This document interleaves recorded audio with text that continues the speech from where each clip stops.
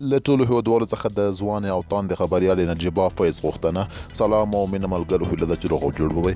درنو کتونکو، که چېرې تاسو زموږ چینل ته نوي راغلي یاست نو د مهربانۍ له مخې زموږ چینل درسره سبسکرایب کړئ او که دغه ویډیو مو خوښه شوه نو لایک او شیر یې کړئ. نجیبه فیض نن پر خپل فیسبوک پیج باندې لایف او دغه خبرې ګرانو هیوادوالو ته وکړي.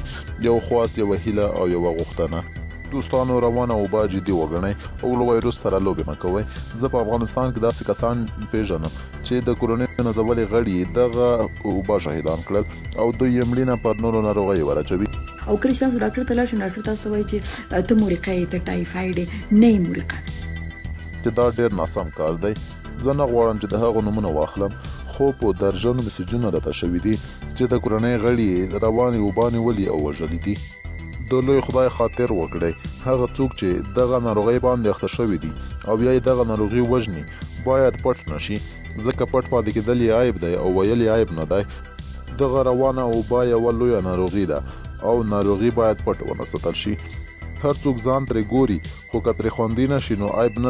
داسې یو مرض دی چې یو کس په فامیل کې شي، ټول فامیل ورسره چې دی اخته کېږي په دغه مرض باندې.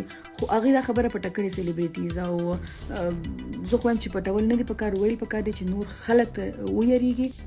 چې یو څوک ووایي دلته له لوړ رتبه چارواکو نیولي تر هنرمندانو، مشهورو خبریالانو او ان د رسنیو تر مالکانو کسان دغه ناروغۍ نیولي دي او د ځینو نازولي یې شهیدان هم کړل او ځینې اوس هم په دغه ناروغۍ باندې اخته دي، خو وایي دغه ناروغۍ نه یم نیولی او نوره ناروغي ده.